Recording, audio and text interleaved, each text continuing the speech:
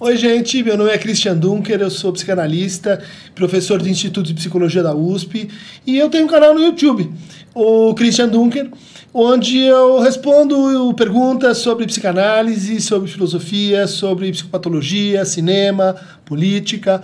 Então convido vocês a se inscrever no meu canal e a assistir o conteúdo dele aqui no 247, o querido 247, que está nesse projeto tão importante de compartilhamento, de saber e de abertura de mundos. Obrigado.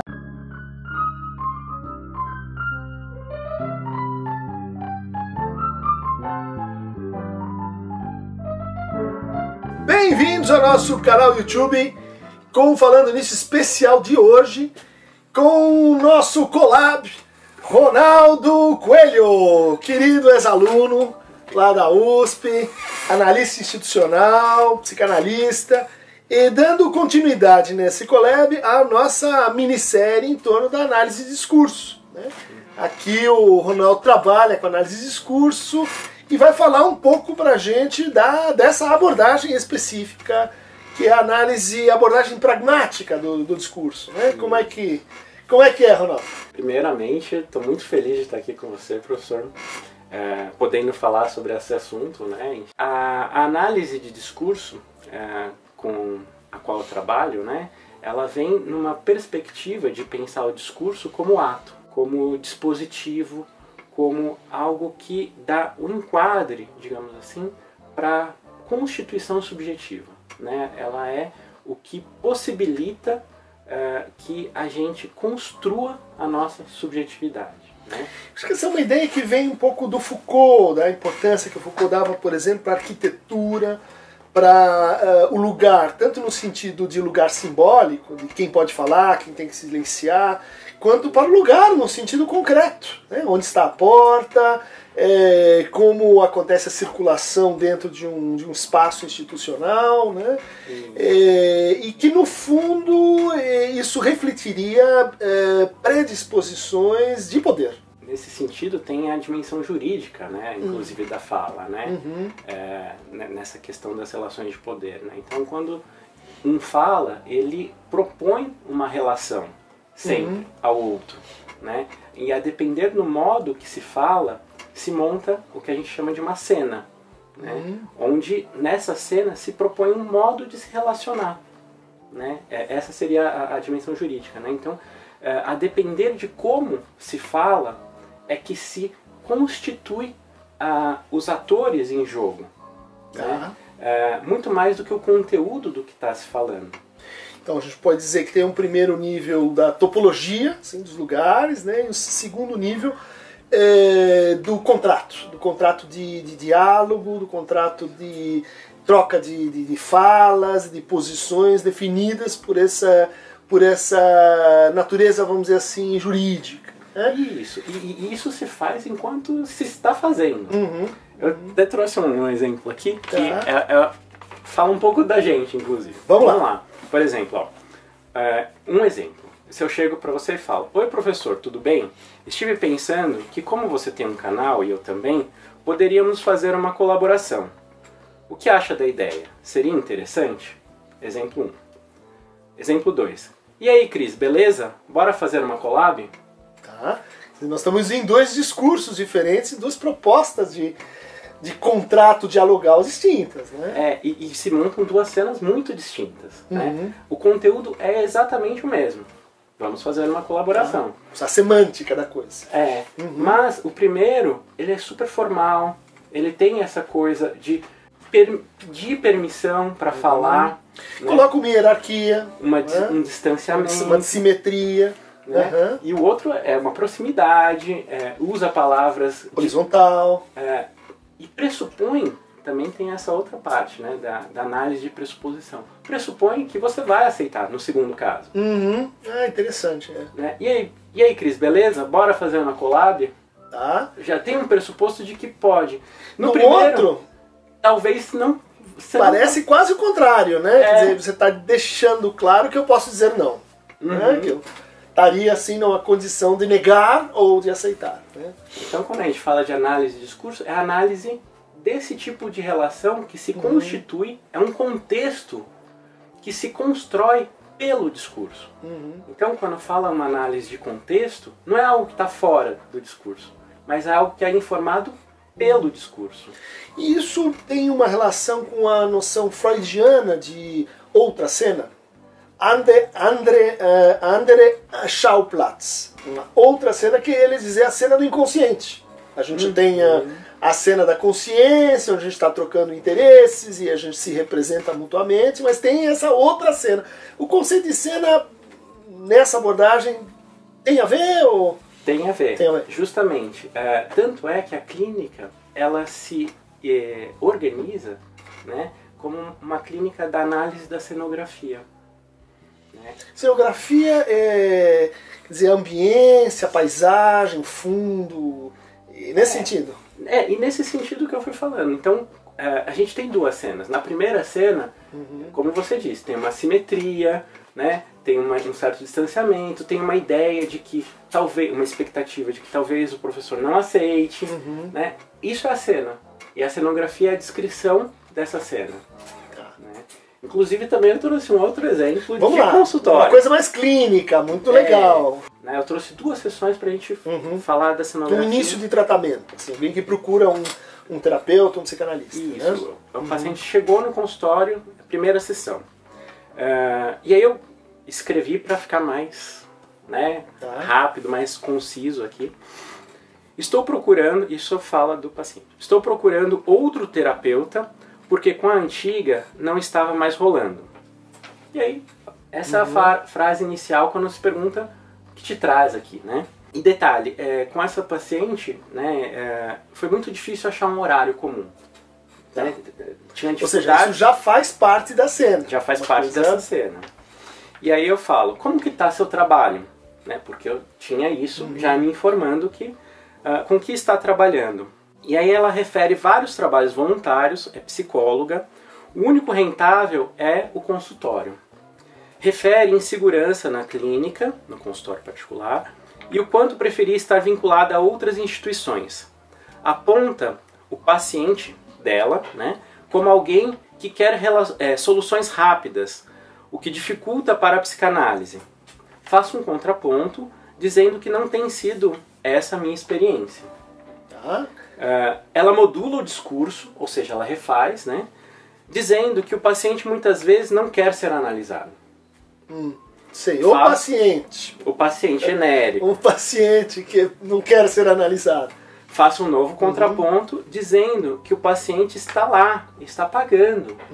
Né, que talvez não seja bem isso. Que seria difícil dizer que ele não quer. Talvez haja uma falha na constituição dessa dupla, paciente e terapeuta. E por isso o paciente vai embora. Assim como aconteceu com ela e a analista dela. Porque ela tinha falado lá no início. Então, quer dizer, você está fazendo uma torção, passando daquele que seria assim, sobre quem a gente fala, um amigo X, para isso fala de você.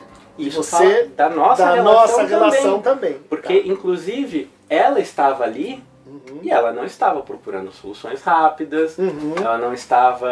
Né? E é uma paciente de psicanálise, como essas que ela estava falando. Tá? Aí, sessão 2. Ela chega dizendo que acha que não vai dar certo a terapia comigo, porque sou homem e ela não vai conseguir falar sobre coisas mais importantes. Faço um novo contraponto, dizendo que eu considerava muito importante o que conversamos na primeira sessão, pois dizia respeito à identidade profissional dela e o quanto aquilo era fundamental, mas queria ouvir o que ela estava considerando mais importante. Refere a um relacionamento no qual seu parceiro tem, entre aspas, dificuldades de conversar, de se abrir e de se posicionar. Ou seja, voltando à cena com os pacientes que têm dificuldades de se posicionar e conversar.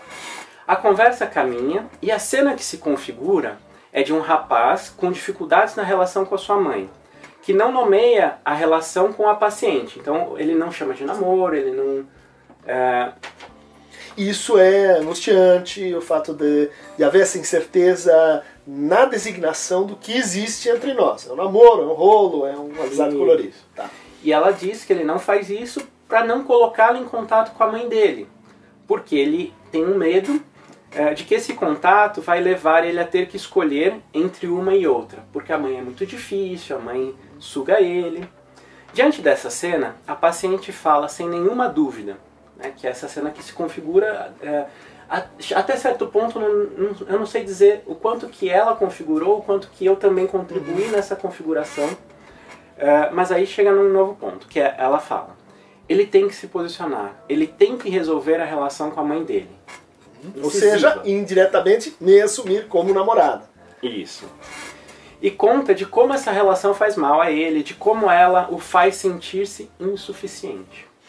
A mãe. A cena que se constrói quando ela conta é do quanto que, para ela, ele era insuficiente.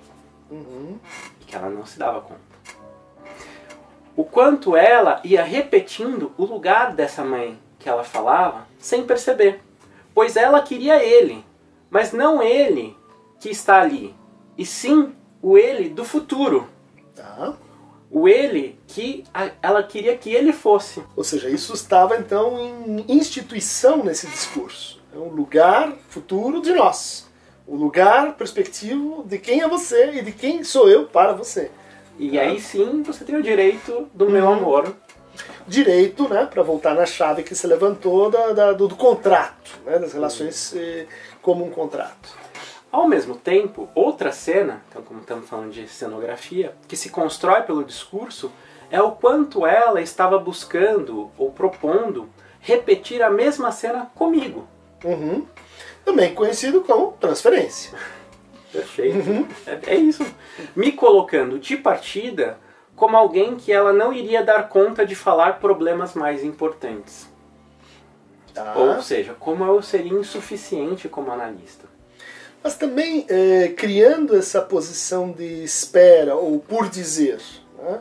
O mais importante ainda não te disse, o mais importante ainda não veio. Nossa cena é uma cena deficitária, tem uma palavra faltando.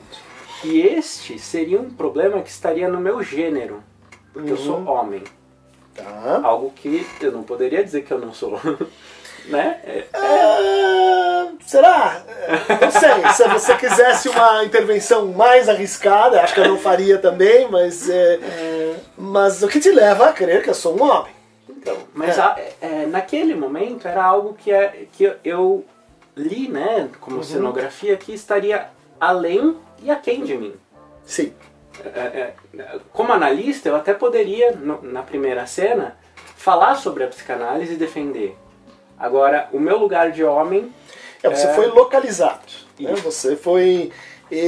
se tivéssemos numa análise de discurso mais lacaniana, você foi identificado a esse significante. Né? Aí, a outra cena que se monta, que é uma cena das duas sessões. A cena que se monta com as duas sessões, dado que é um momento inicial, onde ainda não estamos certos do que será desse encontro, e por isso estamos nos conhecendo e nos testando, né? Essa dupla analítica ali, é uma tentativa de deslegitimar o caráter terapêutico daquele encontro pela deslegitimação, a princípio, da clínica psicanalítica como instituição. Que ela já te disse isso quando falou, precisava de uma instituição. Eu gostaria de uma instituição. Se eu tivesse numa instituição, estaria melhor localizada no meu lugar. Né? E o quanto que os pacientes não entendem, o quanto que não dá para viver do consultório, enfim. E no segundo encontro, tendo fracassado no primeiro, que eu mantive, e a gente conseguiu realmente pensar o lugar dela como analista e como aquilo estava fragilizado, a tentativa encontra o meu gênero masculino. Né? E é uma tentativa inconsciente, não que ela voluntariamente queria. Tendo fracassado, vamos ver o que acontece no terceiro encontro. Então, isso seria o que a gente pode chamar de análise de cena. A cena que se monta enquanto se fala. Tá. Ou seja, quem é o protagonista, quem é o antagonista, quem é o parceiro, mas também esse entorno dos lugares pré-constituídos, eventualmente dos discursos já postos, por exemplo, esse de que é impossível viver do consultório, que é muito difícil para um jovem analista. Isso pode ser outro falando nela. Né? E em terceiro lugar, a cena mais macroscópica, pelo que eu entendi, né? Dos lugares no sentido institucionais mesmo. Né? É isso, Ronaldo? Porque nesse jogo, né, de montar as cenas, eu vou falando desse lugar que é assumido, desse que é atribuído, que são condições de sentir, de pensar, de construir expectativas. Né? Por exemplo, nessa segunda sessão, foi possível para ela perceber que no momento em que ela sempre coloca no futuro, né, a relação com o parceiro, ela não está querendo aquela pessoa. E ela pôde... Ela está dizendo não para essa pessoa. Ela está dizendo não para ele. Não, como disse para você. Sendo que o que ela traz como queixa é que ele não nomeava. Sim. E aí ela chegou na conclusão própria dela de que ela vai ter que escolher se ela quer esse homem ou se ela não quer. Porque sempre ela ficava nessa falta que ele pode vir a ter, ela falava, ele não se mostra.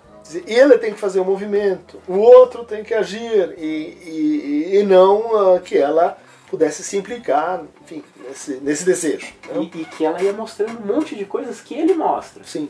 E ele é o que ele mostra. Quer dizer, você tem aí uma situação em espelho, assim, em que o sujeito não reconhece como o que ele fala do outro é o que ele está dizendo sobre si. Né? E no final ela chegou nessa conclusão. Eu vou ter que escolher. Muito bonito. Até muito semana bonito. que vem. Né? Vamos ver como segue. Né? Então, gente, aqui acho que foi apresentado, né, essa abordagem da análise de discurso, pragmática. Recomendo a vocês esse trabalho da Marlene Guirado, Análise Institucional do Discurso, como uma analítica da subjetividade. E vale dizer, né, que esse modo de trabalho é o que a professora Marlene Guirado propõe. Sim, tá inspirado nessa abordagem. Para dar os créditos, né? Não foi o Ronaldo que pensou sozinho. Não, também é o Ronaldo. O Ronaldo foi orientando a Marlene, trabalha nessa perspectiva, né? E que é caracterizada então como uma perspectiva pragmática. Pragma, do grego, quer dizer ação. Né?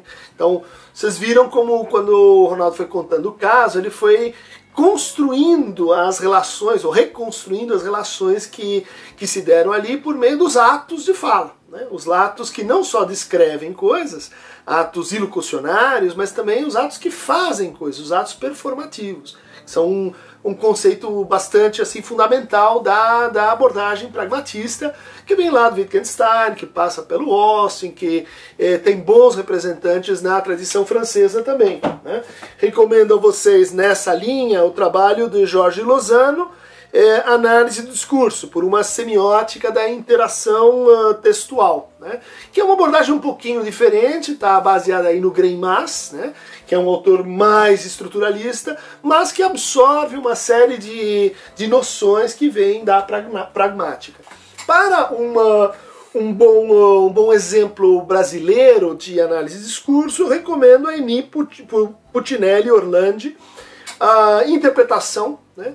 Onde vocês, por exemplo, vão encontrar um desenvolvimento sobre essa noção de interdiscurso, né? De como os discursos eles se apossam nas nossas falas e como a gente vai reproduzindo coisas que muitas vezes não são exatamente da nossa autoria. Um texto clássico em análise de discurso aí, francesa, mas não pragmática, é o texto do Michel Pechet, Por uma Análise Automática de Discurso. Né?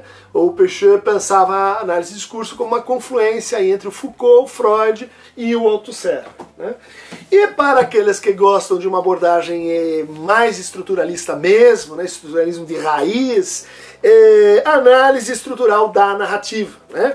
Roland Barthes, um trabalho muito bacana, muito divertido, onde ele vai mostrando as estruturas de discurso a partir de filmes que ele vai, vamos dizer assim, colocando na sua análise estrutural. Ronaldo, querido, um prazer tê-lo aqui no nosso Falando Nisso. Teremos uma entrevista exclusiva com o professor Christian Dunker, falando de algo que vocês nem imaginam o que é, mas que eu vou dar uma pista. Que tem a ver justamente com o fato dele ser muito famoso. Talvez o maior, né? O psicanalista mais famoso. Se não, entre os psicanalistas mais famosos. Análise de discurso também analisa delírios, viu, gente? E o que isso impacta ou como isso constitui a clínica dele. Ok, Ronaldo, a gente se vê lá. Então é no, como chama? Conversa Psi. Conversa Psi. Para aquelas que querem receber mais fragmentos discursivos, clique em Aqueronta Movemo, este barqueiro que transporta as almas, as palavras, os significantes e as cenas de um lado para o outro. É isso. Professor, tchau, tchau.